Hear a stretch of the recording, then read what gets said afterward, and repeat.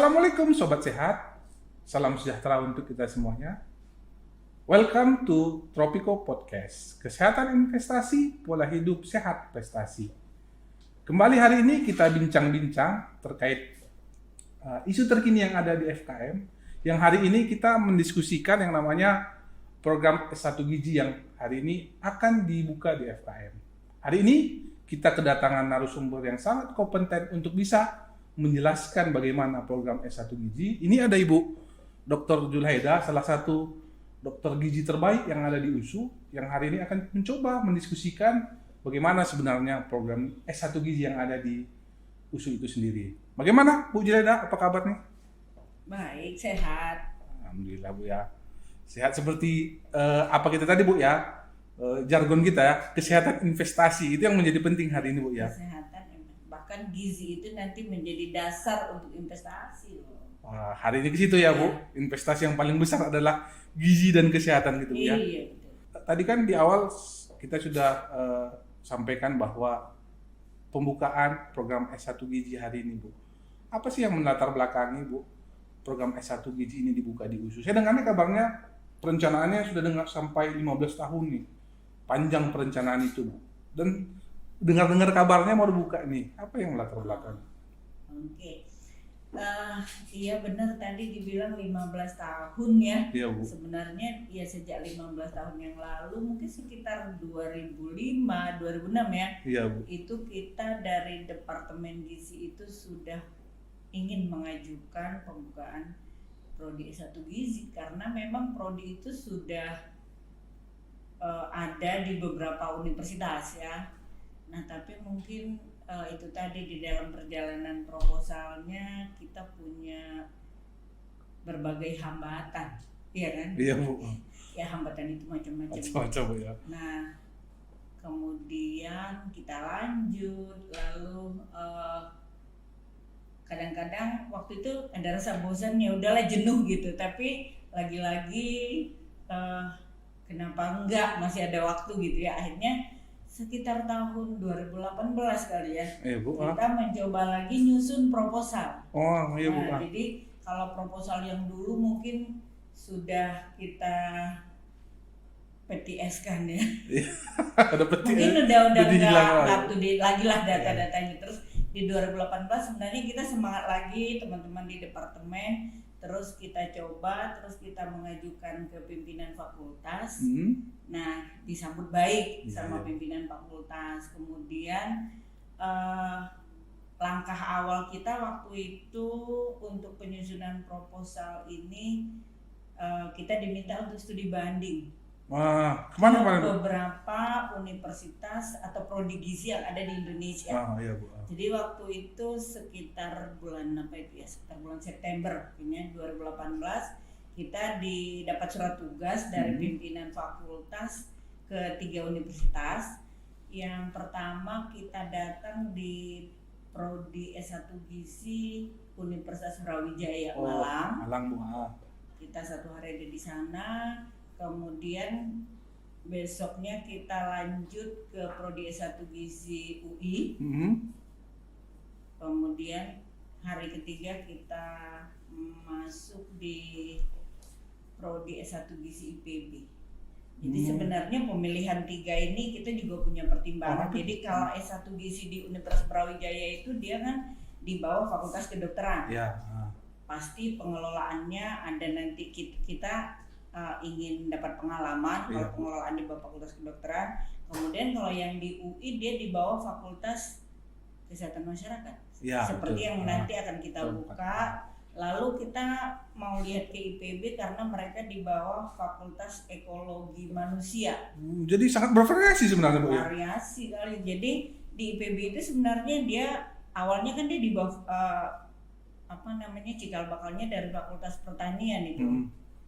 Terus karena ada di sana dulu ada prodi gizi masyarakat, sumber daya keluarga, akhirnya jadi prodi gizi, kemudian mereka membentuk fakultas yang disebut ekologi manusia. Jadi kita waktu itu 3 itu pilihannya.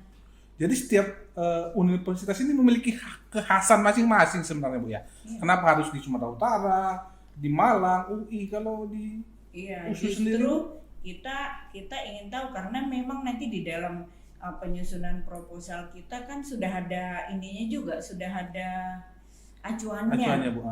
Jadi ketika kita menyusun proposal itu acuan utamanya adalah ini berdasarkan borang isian yang dikeluarkan oleh LAM PTKes. Jadi Lembaga Akreditasi Mandiri Perguruan Tinggi Kesehatan kan itu. Jadi agak berbeda mungkin dengan pembukaan prodi sebelumnya. Jadi mungkin beberapa tahun lalu kalau kita menyusun proposal itu ya udah kita buat seperti biasa aja, standar gitu. Kemudian kita ajukan base-nya di universitas seperti kita yang sudah PTNBH ya. Iya, PTNBH. Nah, tapi ternyata di samping kita PTNBH kita harus tunduk nih ke aturan LAM. Bahkan aturan kementerian kalau kita ingin membuka prodi baru sekarang harus terpenuhi yang disebut dengan akreditasi minimal. Jadi ada akreditasi minimal yang dikeluarkan oleh LAM PTKes. Itu yang saya dengar kemarin ada ALD Bu ya, asesmen. Nah, itu prosesnya. Jadi awalnya sebenarnya kita susun dulu nih. Ada borang yang dikeluarkan dari LAM PTKes yang isinya itu garis besarnya ada 3 hal yang harus mengisi proposal kita. Jadi yang pertama tentang kurikulum yang akan kita, kemudian yang kedua tentang dosen atau tenaga pengajar, kemudian yang ketiga tentang unit pengelola. Jadi kalau kita ada di bawah fakultas berarti unit pengelola kita kondisi fakultas. Itu yang dinilai Bu ya. 3 itu yang kita isi di proposal. Jadi ALD kemarin melihat secara keseluruhan bagaimana kesiapan program program S1 Gizi itu ya. Jadi ALD itu ketika kita sudah menyusun proposal, selesai proposal kita kirim ke LAM PTKes, biasa seperti mengajukan proses akreditasi. Karena ini minimal kan kita hanya tiga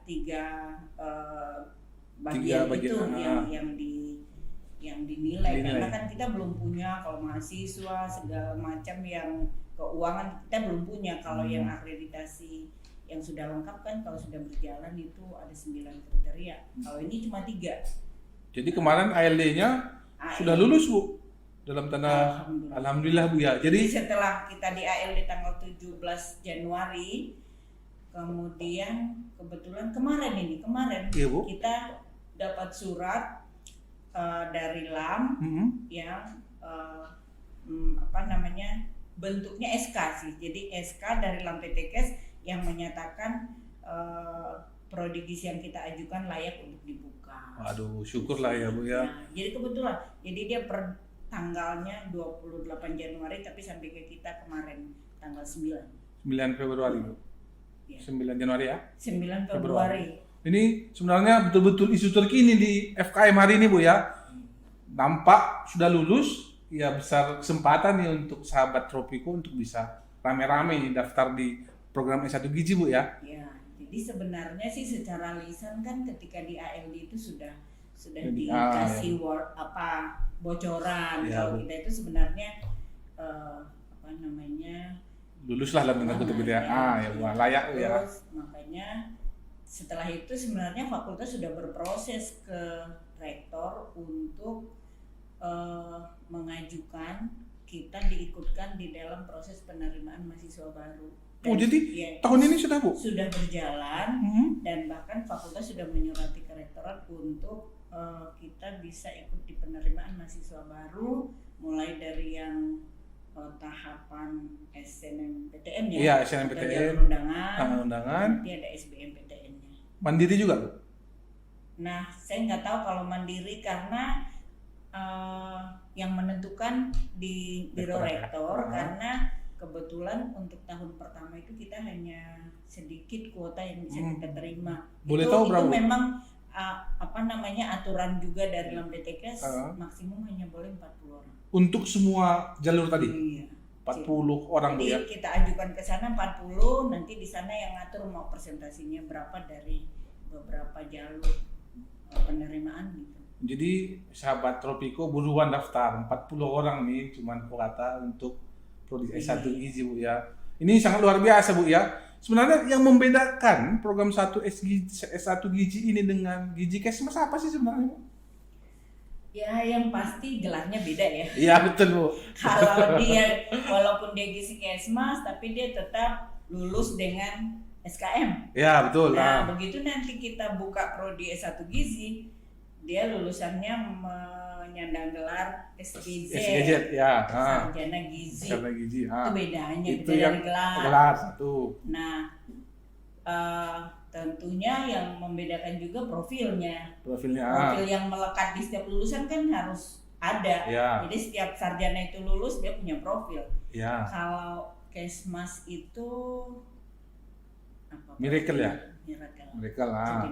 Jadi kalau di Gizi itu kita nggak punya sih ininya pendekannya, tapi ada 6 profil yang akan melekat di seorang sarjana gizi yang kita ajukan ke nanti. Jadi yang pertama semoga apa?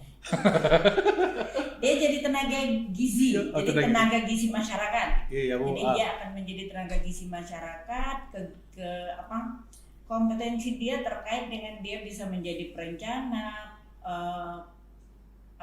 pelaksana atau evaluator untuk program gizi di pemerintah.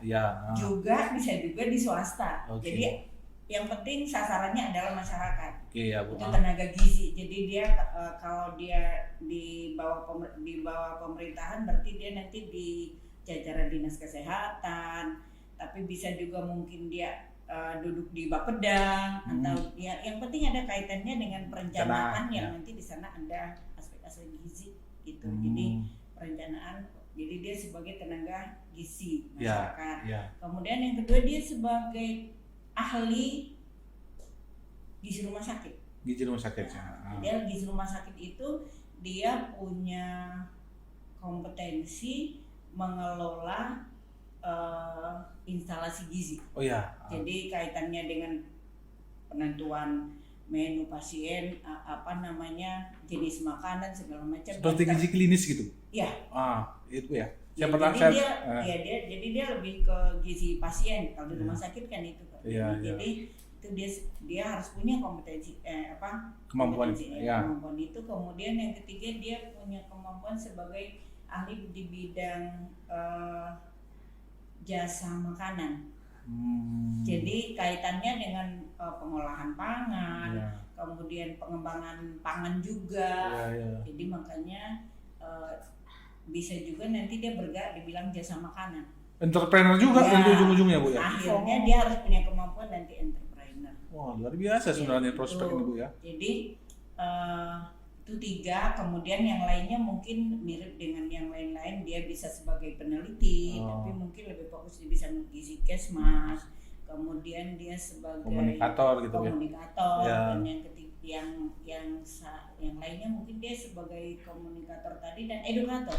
Jadi dia harus bisa sebagai pendidik juga di bidang gizi. Itu sih ininya profilnya.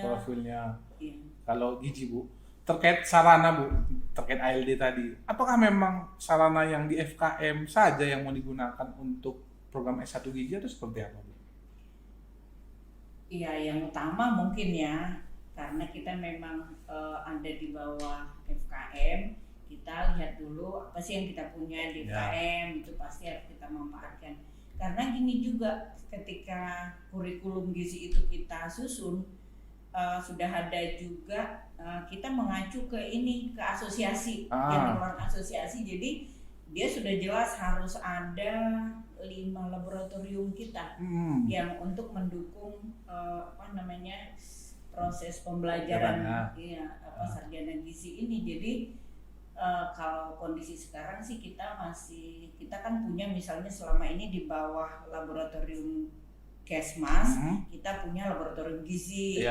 Nah itu bisa jadi cikal bakal salah satu dari lab yang mau nanti kita kembangkan. Nah tapi sebelum kita juga bisa kembangkan sendiri, karena nanti kan dia ada terkait dengan laboratorium ilmu pangan, teknologi pangan maksudnya, kemudian juga ada biokimia, betul, Bu. Kemudian ke biomediknya ada, tapi lebih ke dia fisiologi anatomi itu juga harus ada dukungan. Nah kemudian kalau di perencanaan kita kan nggak mungkin itu kita dalam waktu dekat bisa semua, jadi kita yang merupakan, karena kita merupakan bagian dari USU juga, kita akan memanfaatkan semaksimal mungkin laboratorium yang ada di lingkungan USU. Jadi kita punya laboratorium dasar misalnya untuk kimia, untuk biokimianya mungkin kita dengan kedokteran, untuk ilmu pangan dan teknologi pangan itu kita akan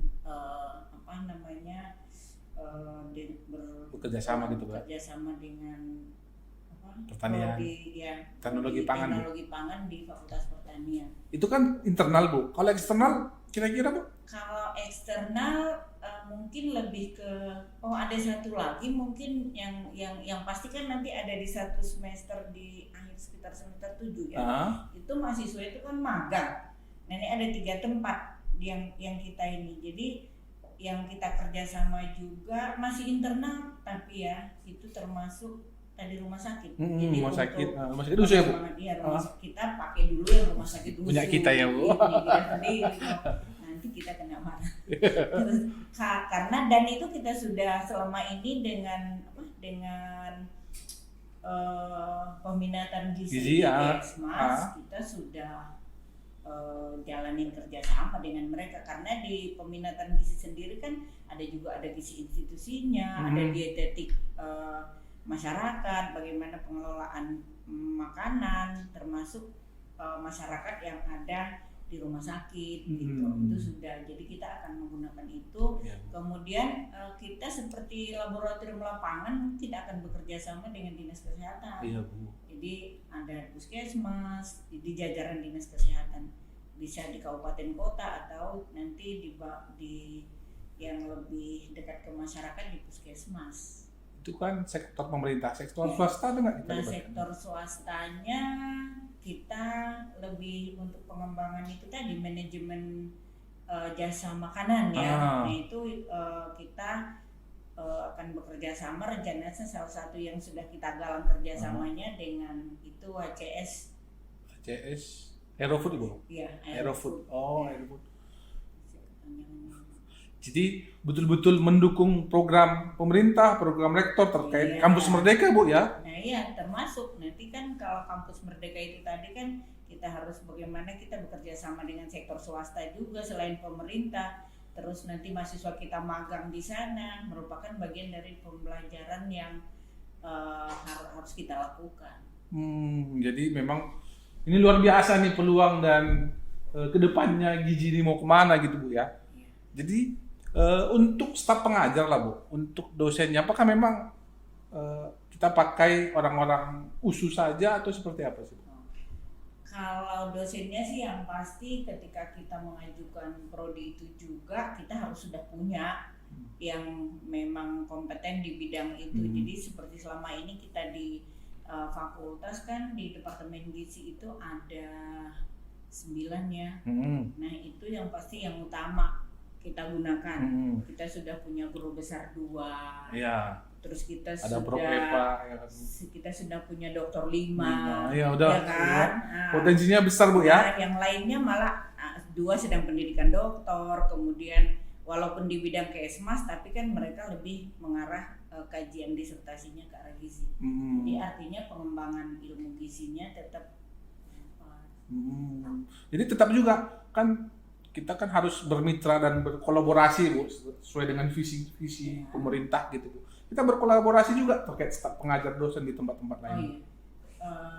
Ya pasti, karena kita juga mengingat nanti kurikulum kita juga dalam waktu dekat mungkin kita belum bisa juga memenuhi semua yang kita butuhkan. Yang pertama memang kolaborasinya kita dengan dosen USU juga dulu, kemudian baru kita lihat ke luar. Jadi namanya mungkin kalau di Kampus Merdeka itu dosen praktisi ya.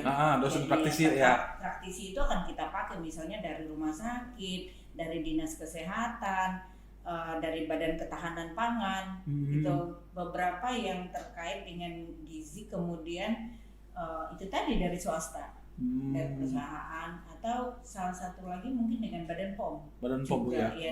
untuk mendukung kompetensi di ketahanan pangan. Bukan keamanan pangan. Keamanan pangan. Jadi memang konsep kolaborasi memang betul-betul kita tekankan, Bu ya. Iya. Harapannya seperti itu. Harapannya mudah-mudahan lah ya, Bu, ke depan ini bisa terrealisasi kan. Sebenarnya mungkin tadi saya kelupaan juga ya di depan, kalau ditanya tadi kenapa sih harus ada sarjana gizi, kenapa sih harus. Nah, sebenarnya kalau kita kaitkan dengan permasalahan kesehatan kita sekarang, iya, Bu. semuanya mungkin udah tahu, kita sering dengar stunting. Ya, stunting. Itu masalah yang sangat isu strategis lah sebenarnya. Strategis. Yang kenapa itu jadi isu strategis? Memang permasalahan stunting itu menjadi satu masalah yang sangat besar di Indonesia. Betul, Bu. Karena kita dari sekitar 170 negara itu yang punya data stunting, kita termasuk loh di 7 besar yang tinggi angka stuntingnya. Ini positif atau negatif nih, Bu? Negatif. Oh. Artinya masalah. Ya, betul. Kalau kita ada di 5 besar masalah, artinya kaitannya tadi dengan pentingnya dibukanya gizi itu, kita harus menyiapkan SDM yang bisa membantu penyelesaian masalah itu. Ya. Nah, pemerintah sekarang kita tahu sendiri, bahkan peraturan-peraturan presiden, kita harus menurunkan angka stunting. Nah, yang pada tahun 2018 Riskesdas kita masih di angka 31 nasional. Terus ada target-target penurunan setiap tahun. Terus presiden membuat pernyataan di tahun 2024 kita harus turun jadi 14. Paling tinggi 14% gitu, Bu ya. Jadi harapannya. Jadi artinya itu nggak bisa terjadi begitu saja tanpa ada dukungan tenaga-tenaga gizi yang tangguh di lapangan. Makanya salah satu dasar kenapa ini harus segera direalisasikan gitu, Bu ya. Terus, Bu, yang membedakan lah sebenarnya, maksud saya bukan yang membedakan nih, nanti ada S1 gizi nih, apakah peminatan gizi yang ada di FKM itu hilang atau seperti apa, Bu? Kalau dilihat dari konsep prodi sih enggak. Tetap jalan harusnya selama masih ada yang berminat. Oh gitu? Iya. Tetap misalnya kalau ada S1 Kesmas minat di gizi masyarakat tetap dibuka gitu? Iya dong. Ya gitu ya, Bu ya? Karena itu kan prodinya prodi Kesmas. Prodi Kesmas, kemudian dia nanti lulus jadi SKM, lalu ada beberapa pilihan peminatan kan? Iya. Dia kalau masih ada yang berminat ke gizi, ya kalau menurut saya ya nggak boleh ditutup. Jadi, itu juga satu kekuatan di prodi Kesmas, jangan ditutup dong. Jadi nggak serta-merta ketika S1 gizi ini nanti dibuka, ini nggak langsung ditutup gitu kan, Bu? Nggak serta-merta gitu ya, Bu? Nggak langsung, tapi ketika itu sih mungkin kalau ketika nggak ada lagi peminatnya, mungkin dari awal mereka sudah masuk nih ke gizi. Ya itu kan lain lagi ceritanya. Kalau nggak ada peminat pastilah tutup sementara, nanti ada peminat lagi buka, kan gitu kalau peminat. Iya. Jadi nggak serta-merta ditutup ya, Bu ya? Jadi harus seperti itu, Bu ya. Jadi kalau nih, Bu, sahabat podcast Tropiko ini berminat lah untuk mendaftarkan menjadi mahasiswa prodi gizi, mekanismenya seperti apa, Bu? Mekanismenya itu tadi, silahkan mendaftar melalui proses penerimaan mahasiswa baru USU. Kita mengikuti jalur yang umum ya, jalur umum ya, Bu ya. Jadi ada tadi yang jalur undangan atau SNMPTN ya, dan SBMPTN. Jadi mau masuk program S1 gizi ini sama seperti mau masuk ke universitas manapun di Indonesia gitu, Bu ya. Jadi dan dari mana saja juga boleh. Dari mana saja juga boleh ya. Jadi tidak harus Sumatera Utara. Tidak harus Sumatera Utara, Bu ya. Iya. Jadi semua nih punya peluang yang sama untuk bisa mendaftarkan di program S1 gizi, sahabat podcast. Terus, Bu, kira-kira, Bu, harapan Ibu nih untuk program S1 gizi ke depannya apa sih, Bu? Sesuai visi ya, visi kita kan bahwa program studi ini akan menjadi program studi unggul di tingkat nasional lah mungkin ya 5 tahun ke depan. Ya, Bu. Tapi tidak tertutup kemungkinan untuk bertaraf internasional. Iya. Gitu. Jadi unggul di nasional, tapi bisa juga nanti harapannya bisa go internasional gitu, Bu. Luar biasa kali. Tantangannya ke depan itu ya. Iya, Bu. Lulusan atau mungkin masih di dalam proses mahasiswa harus bisa mengikuti perkembangan model-model pendidikan di Indonesia. Ya, harapannya misalnya mahasiswanya harus bisa ikut pertukaran mahasiswa mungkin tidak hanya dalam negeri tapi luar negeri juga. Jadi itu mimpi besarnya, Bu ya. Yang terakhir nih, Bu, boleh kasih nih pesan-pesan ke sahabat Tropico Podcast untuk bisa memotivasi mereka dalam proses-proses kedepannya. Mungkin gini, jadi pembukaan prodi S1 Gizi ini satu peluang mungkin ya. Ya, Bu, ya. Silahkan segera daftar, karena ini tidak akan sia-sia. Memilih prodi S1 Gizi karena ke depan punya peluang yang sangat besar ikut berpartisipasi di dalam penyelesaian masalah gizi dan kesehatan masyarakat, khususnya Indonesia. Jadi jangan khawatir tidak punya kerjaan, karena pekerjaan ketika kita bicara berpartisipasi menyelesaikan masalah tidak harus jadi PNS ya. Iya, betul, Bu. Dia bisa jadi entrepreneur, bagaimana pengusaha makanan bergizi, apalagi nanti salah satu harapan kita kan mau mengembangkan makanan-makanan potensi daerah lokal lagi, Bu ya, potensi lokal.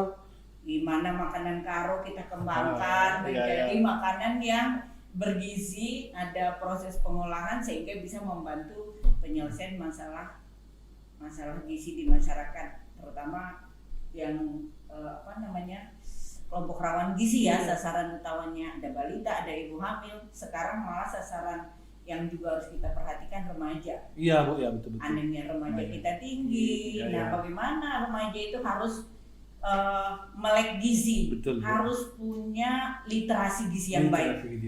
Jadi sepakat. salah satu pilihannya ada di program studi gizi. Iya, betul, Bu ya. Jadi ini peluang ya. Peluang besar. Sangat besar nih peluang teman-teman sahabat podcast. Jadi berlomba-lomba, ini semua ada manfaatnya. Mungkin ini yang salah satulah jalan untuk menciptakan kualitas hidup masyarakat yang lebih baik lagi. Masuklah beramai-ramai di program S1 Gizi. Terima kasih Bu Julhaida. Terima kasih teman-teman podcast. Mungkin kita bisa diskusi kedepannya dengan isu-isu yang terkini. Terima kasih atas perhatian Anda. Selamat sore, salam sehat untuk kita semua. Dadah Bu. Dadah.